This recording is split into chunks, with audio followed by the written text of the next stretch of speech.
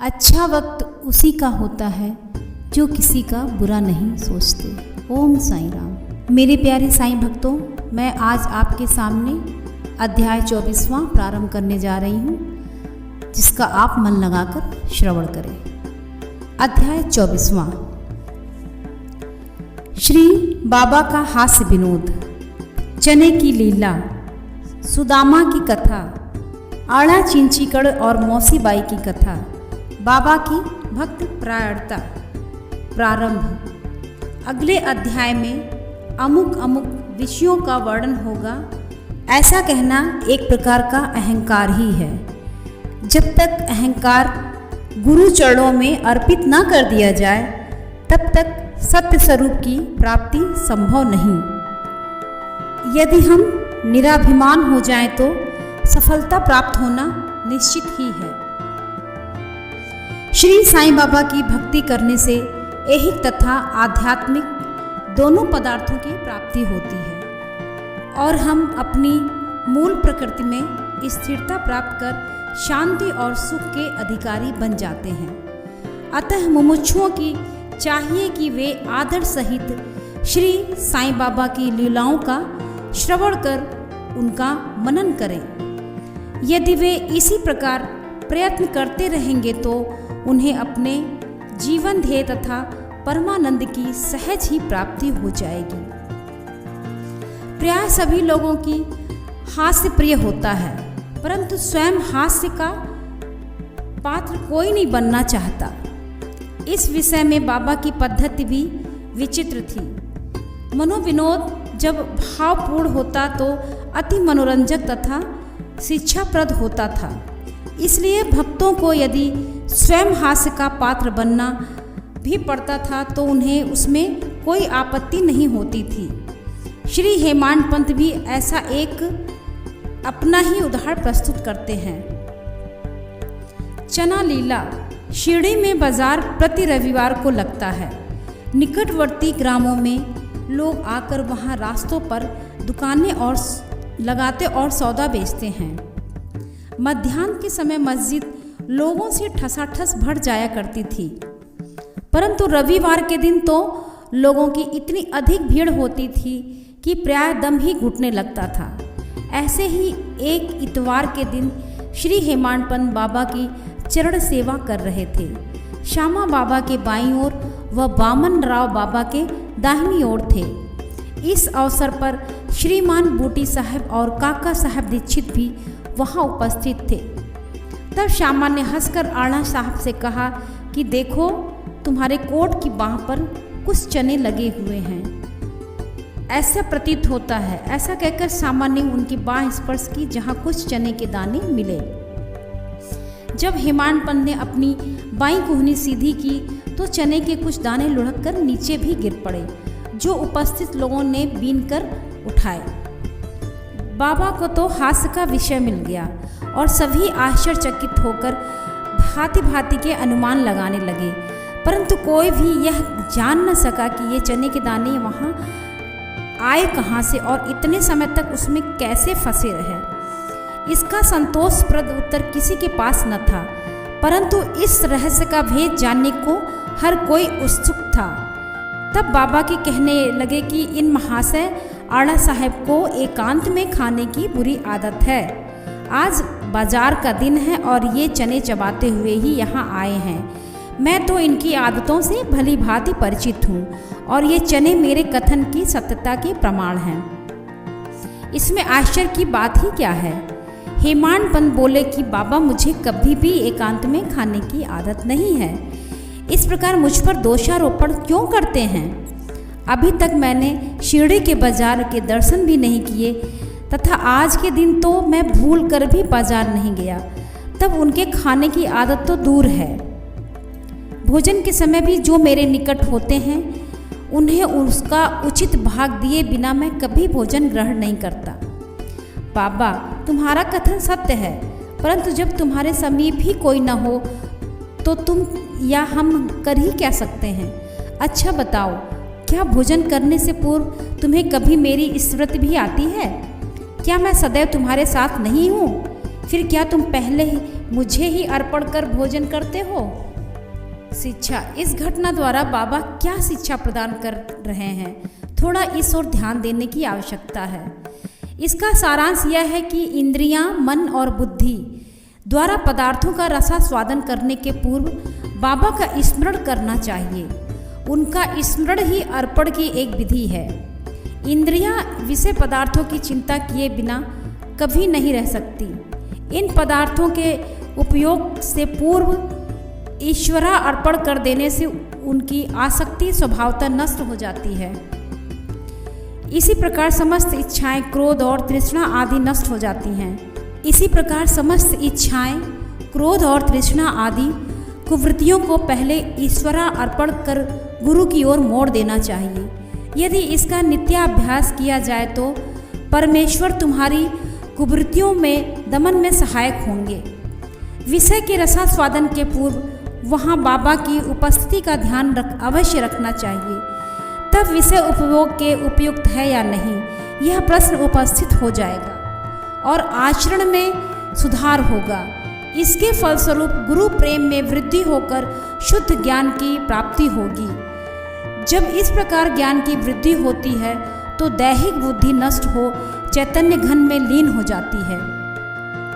वस्तुतः गुरु और ईश्वर में कोई पृथकत्व नहीं है और जो उन्हें भिन्न समझता है वह तो निरा अज्ञानी है तथा उसे ईश्वर दर्शन होना भी दुर्लभ है।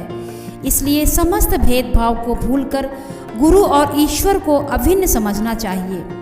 इस प्रकार गुरु सेवा करने से ईश्वर कृपा प्राप्त होना निश्चित ही है और तभी वे हमारा चित्त शुद्ध कर हमें आत्मानुभूति प्रदान करेंगे। सारांश यह है कि ईश्वर और गुरु को पहले अर्पण किए बिना हमें किसी भी इंद्रिय गह विषय का रसास्वादन न करना चाहिए। इस प्रकार अभ्यास करने से भक्ति में उत्तरोत्तर वृद्धि होगी। फिर श्री साईं बाबा की मनोहर सगुण मूर्ति सदैव आँखों के सम्मुख रहेगी, जिससे भक्ति, वैराग्य और मोक्ष की प्राप्ति शीघ्र हो जाएगी। ध्यान प्रगाढ़ होने से क्षुधा और संसार के अस्तित्व की विस्मृति हो जाएगी और सांसारिक विषयों का आकर्षण स्वतः नष्ट होकर चित्त को सुख और शांति प्राप्ति होगी।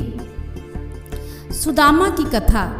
उपर्युक्त घटना का वर्णन करते करते हेमाडपंत को इसी प्रकार की सुदामा की कथा याद आई, जो ऊपर वर्णित नियमों की पुष्टि करती है। श्री कृष्ण अपने ज्येष्ठ भ्राता बलराम तथा अपने एक सहपाठी सुदामा के साथ संदीपनी ऋषि के आश्रम में रहकर विद्या अध्ययन किया करते थे। एक बार कृष्ण और बलराम लकड़ियां लाने के लिए वन गए। संदीपनी ऋषि की पत्नी ने सुदामा को भी उसी कार्य के निमित्त वन भेजा तथा तीनों विद्यार्थियों के खाने को कुछ चने भी उन्होंने सुदामा के द्वारा भेजे। जब कृष्ण और सुदामा की भेंट हुई तो कृष्ण ने कहा, दादा मुझे थोड़ा जल दीजिए, प्यास अधिक लग रही है। सुदामा ने कहा, भूखे पेट जल पीना हानिकारक होता है, इसलिए पहले कुछ देर विश्राम कर लो। सुदामा ने चने के संबंध में न कोई चर्चा की और न कृष्ण को उनका भाग ही दिया। कृष्ण थके हुए तो थे ही, इसलिए सुदामा की गोद में अपना सिर रखते ही वे प्रगाढ़ निद्रा में निमग्न हो गए। तभी सुदामा ने अवसर पाकर चने चबाना प्रारंभ कर दिया। इसी बीच में अचानक कृष्ण पूछ बैठे कि दादा तुम क्या खा रहे हो और यह कड़कड़ की ध्वनि कैसे हो रही है? सुदामा ने उत्तर दिया कि यहाँ खाने को है ही क्या, मैं तो शीत से काँप रहा हूँ, इसलिए मेरे दांत कड़कड़ बज रहे हैं। देखो तो मैं अच्छी तरह विष्णु सहस्त्रनाम का उच्चारण भी नहीं कर पा रहा हूँ। यह सुनकर अंतर्यामी कृष्ण ने कहा कि दादा मैंने अभी स्वप्न में देखा कि एक व्यक्ति दूसरे की वस्तुएं खा रहा है। जब उससे इस विषय में प्रश्न किया गया तो उसने उत्तर दिया, मैं खाक खा रहा हूँ। तब प्रश्नकर्ता ने कहा, ऐसा ही हो एवमस्तु। दादा यह तो केवल स्वप्न था, मुझे तो ज्ञात है कि तुम मेरे बिना अन्न का दाना भी ग्रहण नहीं करते, परंतु श्रम के वशीभूत होकर मैंने तुमसे ऐसा प्रश्न किया था। यदि सुदामा किंचित मात्र भी कृष्ण की सर्वज्ञता से परिचित होते तो वे इस भांति आचरण कभी न करते। श्री कृष्ण के लंगोटिया मित्र होते हुए भी सुदामा को अपना शेष जीवन दरिद्रता में व्यतीत करना पड़ा, परंतु केवल एक मुट्ठी रूखे चावल जो उनकी स्त्री सुशीला ने अत्यंत परिश्रम से उपार्जित किए थे, भेंट करने पर श्री कृष्ण बहुत प्रसन्न हो गए और उन्हें उसके बदले में सुवर्ण नगरी प्रदान कर दी।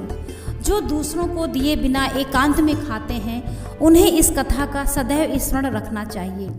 श्रुति इस मत का प्रतिपादन करती है कि प्रथम ईश्वर को ही अर्पण करें तथा उच्छिष्ट हो जाने के उपरांत ही उसे ग्रहण करें। यही शिक्षा बाबा ने हास्य के रूप में दी है। आरना, चिंचड़ी, कर और मौसी बाई। अब श्री हेमाड पंत एक दूसरी हास्यपूर्ण कथा का वर्णन करते हैं, जिसमें बाबा ने शांति स्थापना का कार्य किया। दामोदर घनश्याम बावरे, उपनाम आरना चिंचड़ी कर, बाबा के भक्त थे। वे सरल, सुदृढ़ और निर्भीक प्रकृति के व्यक्ति थे। वे निडरता पूर्वक स्पष्ट संभाषण करते और व्यवहार से सदैव नगद नारायण से थे। यद्यपि व्यावहारिक दृष्टि से वे रूखे और असहिष्णु प्रतीत होते थे, परंतु अंतःकरण से कपटहीन और व्यवहार कुशल थे। इसी कारण बाबा उन्हें विशेष प्रेम करते थे। सभी भक्त अपनी अपनी इच्छानुसार बाबा के अंग अंग को दबा रहे थे। बाबा का हाथ कठड़े पर रखा हुआ था। दूसरी ओर एक वृद्ध विधवा उनकी सेवा कर रही थी, जिसका नाम बेगूबाई कौजलगी था। बाबा उन्हें माँ शब्द से संबोधित करते तथा अन्य लोग उन्हें मौसी बाई कहते थे। वे एक शुद्ध हृदय की वृद्ध महिला थी। वे उस समय दोनों हाथों की उंगलियां मिलाकर बाबा के शरीर को मसल रही थी। जब वे बलपूर्वक उनका पेट दबाती तो पेट और पीठ प्रायः एकीकरण हो जाता था। बाबा भी इस दबाव के कारण यहाँ वहाँ सरक जाते थे। आरना दूसरी ओर सेवा में व्यस्त था। मौसी बाई का सिर हाथों से प्रतिचालन क्रिया के साथ नीचे ऊपर हो रहा था। जब इस प्रकार दोनों सेवा में जुटे थे तो अनायास ही मौसी बाई का मुख आरना के अति निकट आ गया। मौसी बाई विनोदी प्रकृति की होने के कारण ताना देकर बोली कि यह आरना बहुत बुरा व्यक्ति है और यह मेरा चुंबन करना चाहता है। इसके केस तो पक गए हैं, परंतु मेरा चुंबन करने में इसे तनिक भी लज्जा नहीं आती। यह सुनकर आरना क्रोधित होकर बोले, तुम कहती हो कि मैं एक वृद्ध और बुरा व्यक्ति हूँ। क्या मैं मूर्ख हूँ? तुम खुद की ही छेड़खानी करके मुझसे झगड़ा कर रही हो। वहाँ उपस्थित सब लोग विवाद का आनंद ले रहे थे। बाबा के स्नेह तो दोनों पर था, इसलिए उन्होंने कुशलतापूर्वक विवाद का निपटारा कर दिया।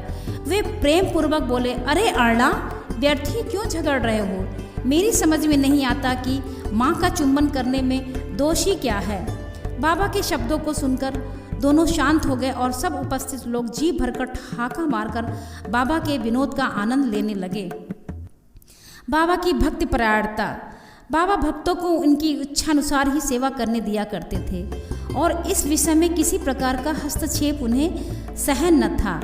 एक अन्य अवसर पर मौसी बाई बाबा का पेट बलपूर्वक मसल रही थी, जिसे देखकर दर्शकगण व्यग्र होकर मौसी बाई से कहने लगे कि माँ, कृपा कर धीरे धीरे ही पेट दबाओ। इस प्रकार मसलने से बाबा की अतड़ियाँ और नाड़ियाँ टूट जाएंगी। वे इतना कह भी ना पाए थे कि बाबा अपने आसन से तुरंत उठ बैठे और अंगारे के समान लाल आंखें क्रोधित हो गईं। साहस किसे था जो उन्हें रोके?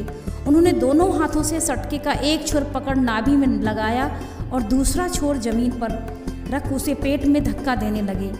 सटका लगभग 2 या 3 फुट लंबा था। अब ऐसा प्रतीत होने लगा कि वह पेट में छिद्र कर प्रवेश कर जाएगा। लोग भयभीत हो उठे कि अब पेट फटने ही वाला है। बाबा को अपने स्थान पर दृढ़ हो उसके अत्यंत समीप होते जा रहे थे और प्रतिक्षण पेट फटने की आशंका हो रही थी। सभी कृतज्ञ विमूढ़ हो रहे थे। वे आश्चर्यचकित और भयभीत हो रहे थे, मानो गूंगों का समुदाय हो। यथार्थ में भक्तगण का संकेत मौसी बाई को केवल इतना ही था कि वे सहज रीति से सेवा शुश्रूषा करें। किसी की इच्छा बाबा को कष्ट पहुंचाने की न थी। भक्तों ने तो यह कार्य केवल सद्भावना से प्रेरित होकर ही किया था, परंतु बाबा तो अपने कार्य में किसी का हस्तक्षेप कण मात्र भी न होने देना चाहते थे। भक्तों को आश्चर्य हो रहा था कि शुभ भावना से प्रेरित कार्य दुर्गति में परिणित हो गया और वे केवल दर्शक बने रहने के अतिरिक्त कर ही क्या सकते थे। भाग्यवश बाबा का क्रोध शांत हो गया और सटका छोड़कर वे पुनः आसन पर विराजमान हो गए। इस घटना से भक्तों ने शिक्षा ग्रहण की कि अब दूसरों के कार्य में कभी भी हस्तक्षेप न करेंगे और सबको उनकी इच्छानुसार ही बाबा की सेवा करने देंगे। केवल बाबा ही सेवा का मूल आंकने में सामर्थ्य हैं। अध्याय समाप्त।